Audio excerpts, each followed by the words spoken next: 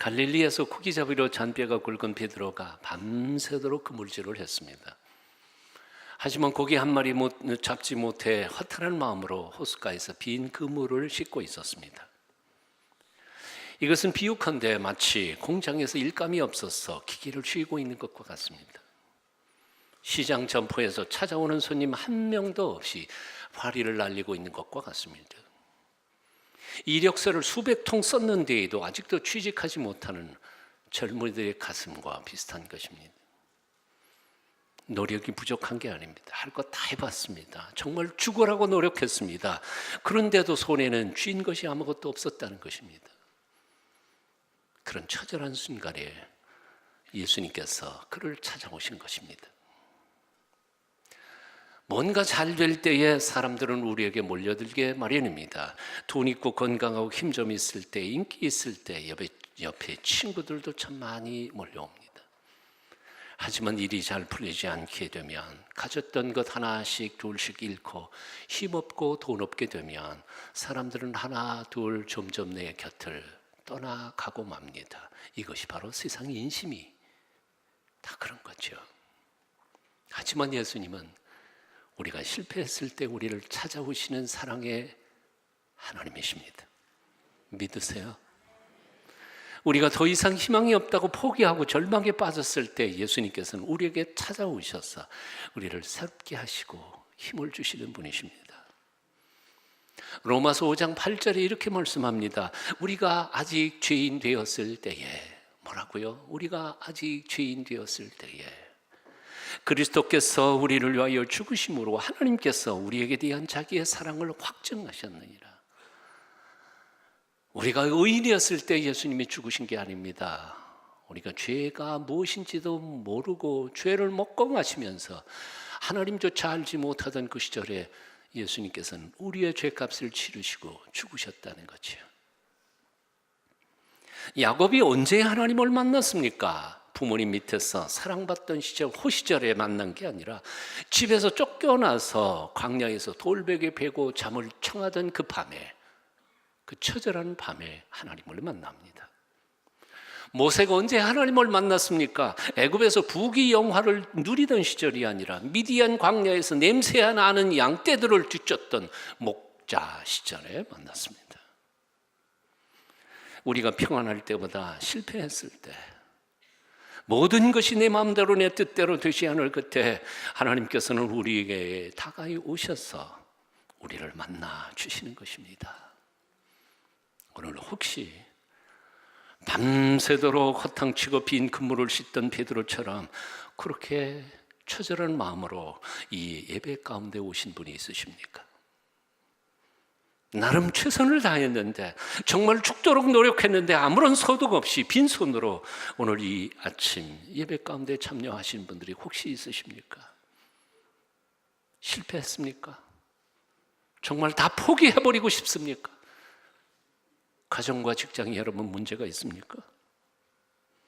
시편 50편 15절에서 하나님은 우리에게 이렇게 약속하십니다. 환난 날에 나를 부르라. 내가 너를 건지리니 내가 나를 영화롭게 하리라. 환난 날에 나를 부르라. 내가 너를 건지리니 내가 나를 영화롭게 하리라. 2000년 전 그 절망의 아침에 베드로를 찾아오신 주님께서 오늘도 우리의 실패의 현장에 오셔서 우리의 기도를 들어주시며 우리를 건져 주실 줄 믿으십시오. 나 같은 패배자를 통해서도 하나님이 장차 영광을 받으실 것을 꿈꾸면서 용기를 내고 다시 일어서십시오. 사실 생각해보면 사랑의 하나님을 믿는 신앙의 사람들에게는 역경은 그렇게 반드시 나쁜 것만은 아니라는 생각이 듭니다. 오히려 그 반대로 역경은 예수 그리스도 안에서는 오히려 축복일 때가 더 많다는 겁니다. 예전에 어떤 친구가 탁상시계를 엎어놓고 살았습니다. 누가 몇 시냐 물어보면 그것을 제껴보고 가르쳐준 다음에 다시 또 엎어놨습니다. 하도 이상해서 친구가 물었습니다. 야, 넌 왜 시계를 엎어놓고 사냐? 친구가 대답했습니다. 이상하게도 이놈의 시계는 엎어놓아야 똑바로 가거든. 하나님께서도 가끔 우리를 엎어놓으실 때가 있습니다. 우리가 미워서가 아니라, 우리를 심판하기 위해서가 아니라, 우리가 똑바로 살아가도록 우리를 돕기 위해서 퍼놓으신단 말입니다. 어떤 분이 이렇게 말씀하시는 것을 들었습니다. 하나님께서는 때때로 우리를 눕혀놓고 하늘만을 쳐다보게 하실 때가 있습니다. 우리가 너무 분주해서 살다가 보니까 하늘을 쳐다볼 여유가 없었습니다.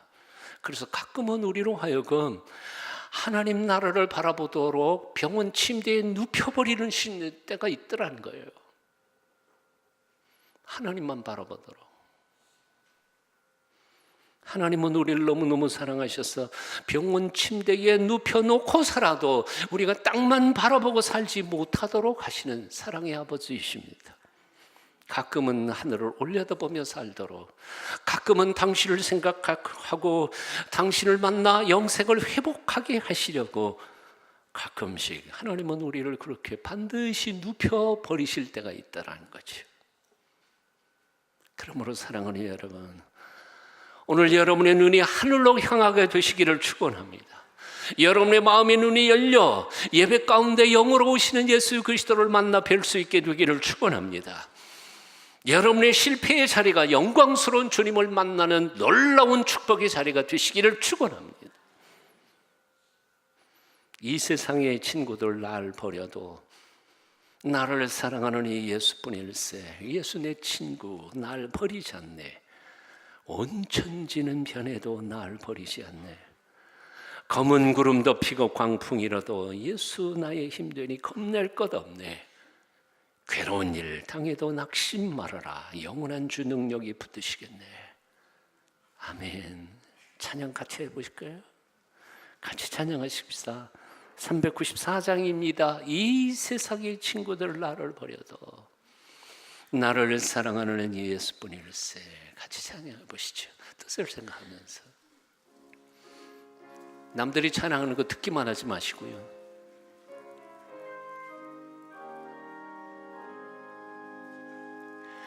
이 세상의 친구를 나를 버려도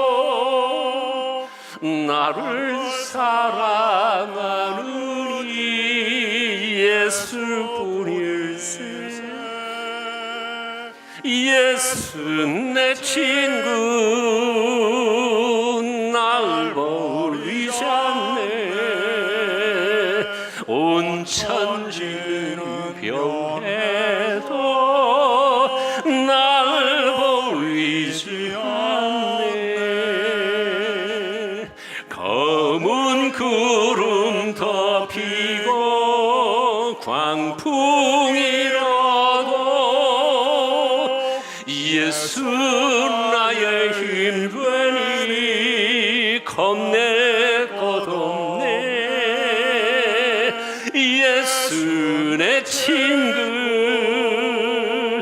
날 버리지 않네.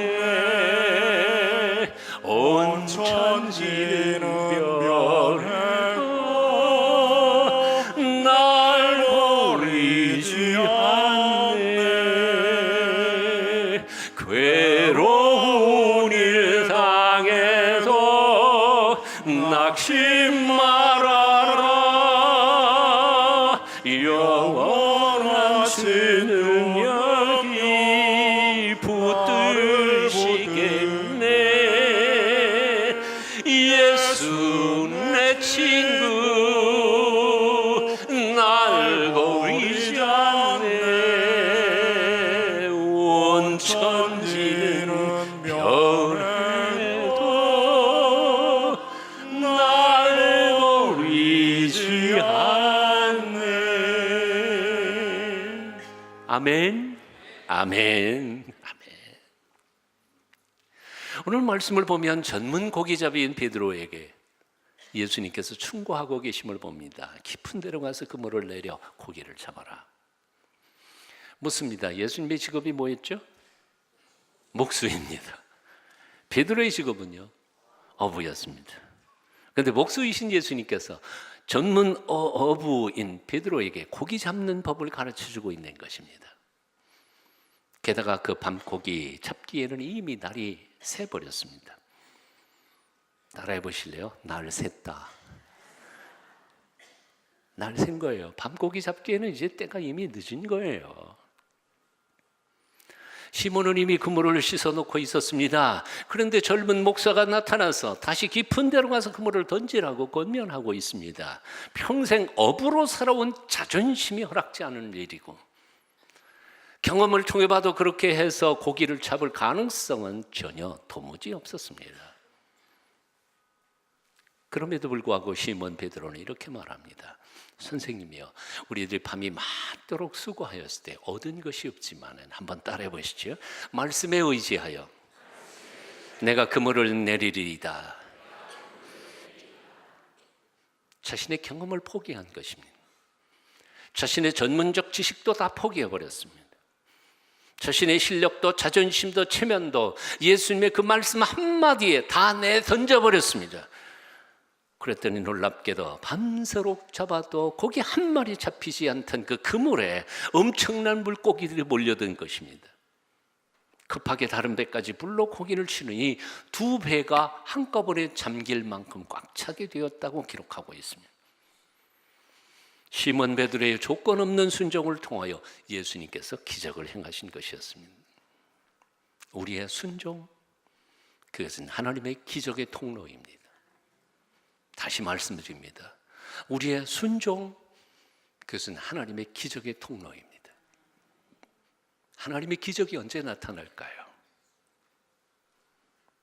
순종할 때. 어떤 사람은 이런 조그만 책, 아주 그러나 강력한 책을 한 권 썼습니다. 그 책이 뭐냐 하면, 당신이 물 위를 걷기를 원하신다면 당신이 있는 배에서부터 밖으로 나와야 합니다. 베드로의 이야기죠. 풍랑이는 갈릴리 바다 한복판에서 다들 무서워 떨고 있을 때 베드로는 주여 나로 오게 하소서, 와, 그러니까 그냥 그 검푸른 바다 위에 발을 내디딥니다. 그리고 걸어갑니다. 믿음은 순종해서 기적을 행하는 것입니다. 천재 과학자요, 물리학자요, 수학자요, 철학자였던 파스칼은 그의 방세에서 이런 말을 합니다. 신앙은 자기의 이성을 십자가에 못 박는 것입니다. 여호와 하나님은 이사야 55장에서 이렇게 말씀하십니다. 하늘이 땅보다 높음같이 내 길은 내 길보다 높으며 내 생각은 나의 생각보다 높음이니라. 우리가 믿는 여호와 하나님은 온 세상을 창조하신 창조주이십니다. 사도 바울의 고백처럼 그의 어리석음이 우리의 지혜로움보다 더 지혜로운 분이십니다. 함께 유럽의 지성인들이 인간의 이성의 법정에서 하나님의 존재 유무까지도 판단할 수 있을 것이라고 오만했었습니다.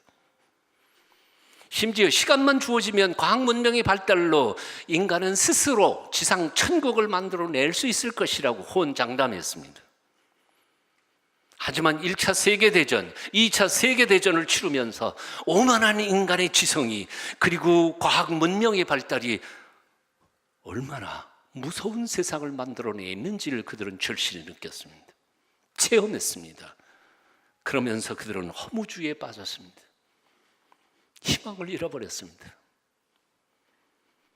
젊은이들은 히피로 엔조이하는 펀의 삶으로 가버렸습니다. 인생의 의미를 잃어버렸으니까요. 그때 프랜시스 셰퍼가 기독교 지성운동을 시작합니다. 그리고는 작지만 굉장히 중요한 여러 권의 책을 씁니다.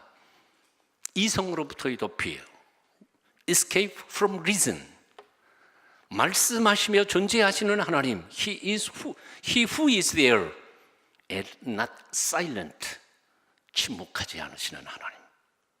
이런 책들을 내면서 스위스의 몽블랑 산 꼭대기에 라브리를 만들어 놓고 절망하고 희망을 잃어버린 젊은이들과 함께 상담하면서 세상에 희망의 메시지를 전합니다. 사랑하는 여러분, 창조주 하나님의 살아계심을 믿습니까? 분명하게 대답하십시오. 그분이 온 세상을 창조하시고 인생의 생사화복을 주장하심도 믿으십니까? 그분의 생각이 우리 생각보다 측량할 수 없을 만큼 높다는 사실도 인정하십니까? 당신의 외아들을 십자가에 못 박으실 만큼 우리를 사랑하신다는 사실도 믿으십니까? 그렇다면 내가 지금 겪고 있는 이 모든 어려운 형편도 그분이 능히 바꾸실 수 있다는 사실도 믿으시지요? 믿으셔야 돼요. 바꾸실 의향도 있고요. 왜냐하면 우리를 사랑하시니까요. 나의 인간적인 생각, 나의 알량한 지식과 고집을 버리십시오. 하나님의 전능하신 능력과 사랑을 온전히 믿고 도우심을 간구하십시오. 밤새도록 고기 한 마리 못 잡던 그물에도 하나님은 찢어질 만큼 풍성한 은혜로 채우시는 분이십니다. 우리의 망할 수밖에 없는 지경에서도 우리의 삶을 다시 일으켜 주실 줄로 믿습니다. 병들어 의사도 포기한 몸에도 새로운 힘과 용기와 에너지와 새 생명을 허락해 주실 줄로 믿습니다. 이제는 주님 말씀을 알량한 지식으로 계산하고 따지는 것을 포기하고 그분의 전능하신 능력의 손에 모든 것을 맡겨드리십시오. 주께서 나의 남은 평생 동안 기적을 행하시는 놀라운 체험의 신앙생활을 하는 여러분 다 되실 수 있기를 축원합니다. 오늘 본문 말씀을 보면 밤새도록 물고기 한 마리 못 잡았던 어부가 말씀 한마디에 순종해서 엄청난 물고기를 얻게 되었다고 기록하고 있습니다. 그런데 본문은 거기서 끝나지 않습니다. 무슨 얘기인고 하니 어려움을 만났던 한 사람이 하나님의 말씀에 순종해서 복 많이 받고 잘 살았다. 끝, 해피엔딩. 그게 아니란 말입니다. 보통 많은 그리스도인들은 그렇게 이야기를 끝내곤 합니다. 예수 믿어서 복 받았습니다. 예수님 말씀 순종했더니 문제가 다 해결됐습니다. 죽을 병에 걸렸었는데 예수님 말씀 듣고 기도했더니 병이 나았습니다. 끝. 끝이 아니라는 거예요. 오늘 본문 말씀은 그렇게 끝을 맺고 있지 않습니다. 그 다음에 이야기가 더 있습니다. 그물이 찢어질 만큼 물고기가 많이 잡히자 베드로는 예수님 앞에 엎드려 저는 죄인입니다 고백합니다. 그런 시몬을 향해 예수님께서는 이렇게 말씀하십니다. 무서워하지 마라. 너는 물고기를 잡는 사람이 아니라 사람을 낚는 어부가 될 거야. 그리고 결론은 11절입니다. 여러분 같이 읽어보십시오. 함께 읽어요. 시작. 그들이 베드로를 육지에 대고 모든 것을 버려두고 예수를 따르니라. 뭐라고요? 예수를 따르니라. 오늘 본문 말씀의 핵심은 예수님께서 어려움 당하는 베드로를 찾아와서 도와주셨다는 이야기가 아닙니다. 물고기 한 마리도 잡지 못했던 베드로가 말씀에 순종함으로 고기 많이 잡았다 그 얘기도 아닙니다. 예수님의 말씀에 순종하기만 하면 복받고 병 고치고 부자 된다. 그게 핵심이 아닙니다. 본문의 핵심은 실패한 현장 속에 베드로를 찾아오셔서 그를 당신의 제자로 부르셨다는 겁니다. 한마디로 말하면 소명입니다. 부르심이 핵심이라고 말입니다. 예수님의 관심은 물고기에 있지 않았습니다. 사람에게 있었습니다. 잃어버린 영혼들에게 있는 겁니다. 예수님은 시몬 베드로에게 다가와 사람을 살리는 일, 사람을 세우는 일을 나와 함께 하지 않겠느냐고 부르신 것입니다. 예수님께서 그 새벽 꼭두 새벽에 베드로를 찾아가신 것은 그가 물고기 많이 잡아서 큰 부자가 되게 하는 데 목적이 있었던 것이 아닙니다. 그러고 하여금 참된 삶의 목적과 의미를 상실한 채 한순간에 사라져버릴 찰나적인 것들에 목매고 사는 사람들, 옆에 사랑하는 사람들을 잊어버린 채 신기루 같은 명성과 명예, 인기에 목매고 살다가 안개처럼 살아가는, 사라져버리는 사람들, 그런 생존 경쟁의 희생양이 되어 처절하게 살아가는 수많은 약자와 고통당하는 이들을 돕고 섬기는 일꾼으로 그를 불러 세우기 위하여 그 갈릴리 바닷가 꼭두 새벽에 베드로를 찾아가신 것이었습니다. 이제 묻습니다. 아니, 자신에게 모두 물어보시기를 바랍니다. 예수님께서 나를 부르셨을까요? 왜 나를 구원하셨을까요? 나의 처절한 삶 가운데 찾아오셔서 나를 새롭게 하시고 하나님의 은총과 복으로 채워주셨을까요? 이유가 뭡니까? 복 많이 받고 예수 믿고 잘 먹고 잘 살다가 천당 가게 하기 위해서입니까? 아닙니다. 아닙니다. 예수님의 관심은 우리가 부자 되는 것, 유명한 사람이 되는 것, 인기 연예인이 되는 것이 아닙니다. 그 어떤 사람이 되든지 그것을 통해서 가난하고 연약한 이들, 병들고 힘들어하는 고통받는 이들, 지금도 하나님의 사랑과 위로가 아니면 결코 주어진 삶을 의미 있게 살아갈 수 없는 사람들을 돕고 섬기는 예수님의 참 제자가 되라고 부르신 것입니다. 그렇게 믿으세요? 아멘 하셔야 돼요. 하나님이 은혜 주시면 돈도 버십시오. 저는 기복신앙 그 자체가 잘못된 것은 아니라고 생각하는 사람입니다. 하나님이 주시면 부자도 되세요. 하나님이 허락하시면 유명한 정치인도 되시고 훌륭한 과학자도 되시고 연예인도 되십시오. 하지만 그 모든 직업을 통해서 수많은 방황하는 영혼들을 주께로 구원하며 그들에게 참된 안식을 누리도록 도우십시오. 주께서 마지막 유언처럼 우리에게 명령하신 온 세상에 나아가 모든 족속으로 제자를 삼아 내가 너희에게 분부한 것을 가르쳐 지키게 하라, 이 명령을 수행하는 제자들이 되시란 그 말입니다. 앞으로 남은 삶 동안 내가 만나는 모든 사람들, 몇 명이 됐든지 상관없이 내 곁에 다가오는 그 사람을 내가 행복하게 만들어주고 내가 할 수 있는 만큼만 세상을 조금이라도 따뜻하고 밝은 세상 만들어가기 위하여 예수 그리스도의 제자로 그 제자의 길을 걸어가는 주의 백성들이 다 되시기를 축원합니다. 유다 왕국의 최대의 거성이었던 우시아 대왕이 죽었습니다. 다윗 왕을 빼놓고 가장 위대했던 왕이었습니다. 경제적으로도 군사적으로도 외교적으로도 국제적으로도 가장 막강하게 만들었던 대왕 우시아가 죽었습니다. 그야말로 유다 왕국은 혼돈에 빠져버렸습니다.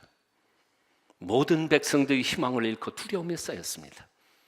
그 절망적인 순간에 이사야는 하나님 앞에 예배를 드리다가 하나님의 임재를 경험합니다. 그리고 하나님의 탄식 소리를 듣습니다.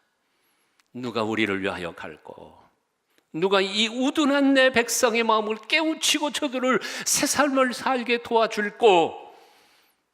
이사야는 감히 부르짖습니다. 주여, 제가 여기 있습니다. 나를 보내소서.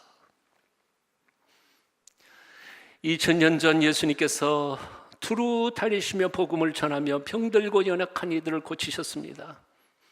저들이 목자 없는 양처럼 방황하는 무리들인 것을 불쌍히 여겨 보시면서 이렇게 말씀하셨습니다.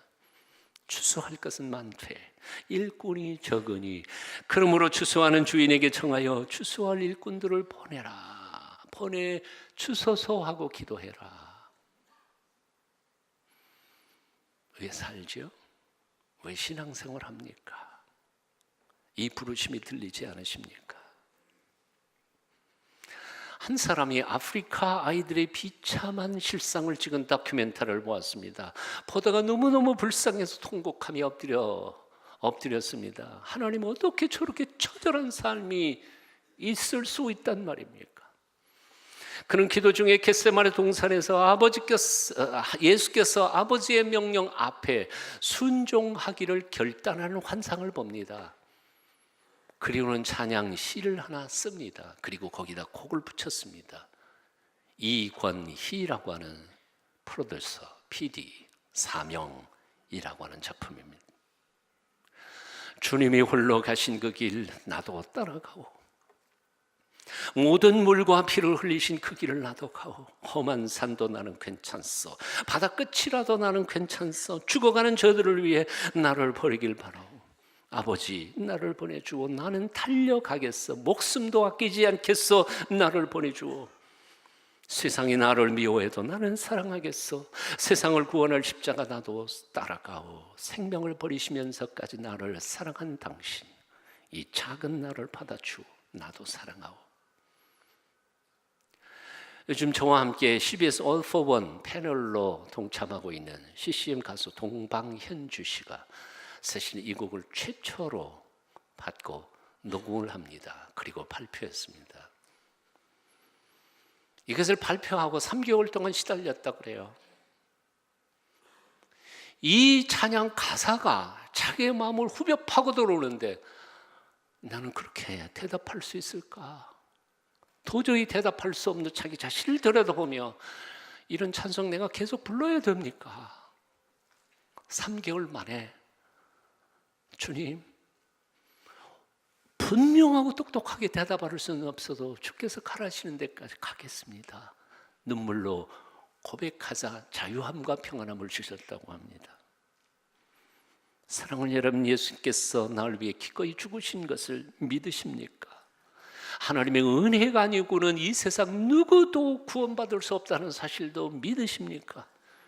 아니, 천국은 둘째 치놓고 하나님의 은혜가 없이는 우리가 참다운 사랑을 할 수 없고 받을 수 없다는 사실도 인정하십니까? 그렇다면 하나님을 알지 못하는 수많은 영혼들이 교회 밖에서 그렇게 방황하는데 우리가 여기가 좋사오니 하고 예배당 안에서 머물면서 자기 중심적 이기적인 신앙생활을 계속해야 하겠습니까? 오늘도 하나님은 당신의 일꾼들을 부르고 계십니다. 나를 구원하신 주 예수님께서 지금도 나를 부르십니다. 나를 따라오느라 내가 너로 사람을 낚는 어부가 되게 하리라. 그 부르심 앞에 속히 응답하시기를 바랍니다. 그 대답이 너무 늦지 않게 되시기를 축원합니다. 사명, 가사를 묵상하면서 우리 함께 같이 찬양해 보십니다. 그리고 기도하겠습니다.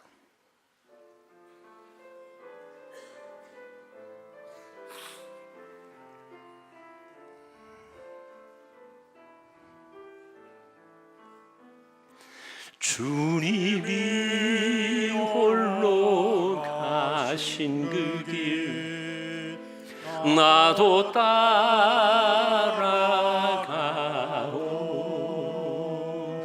모든 물과 피를 흘리신 그 길은 나도 가오. 험한 산도 나는 괜찮소. 바다 끝이라도 나는 괜찮소. 죽어가는 저들 위해 나를 버리길 바라오. 아버지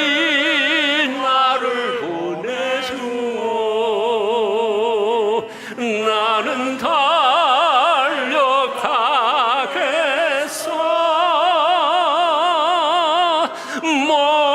목숨도 아끼지 않겠소.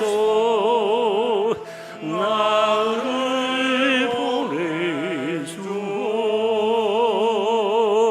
세상이 나를 미워해도 나는 사랑하겠어.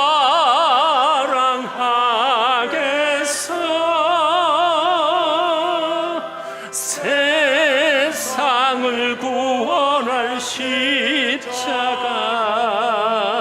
나도 따라가오. 생명을 버리시면까지 나를 사랑한 당신 이 작은 나를 받아주오. 나도 사랑하오.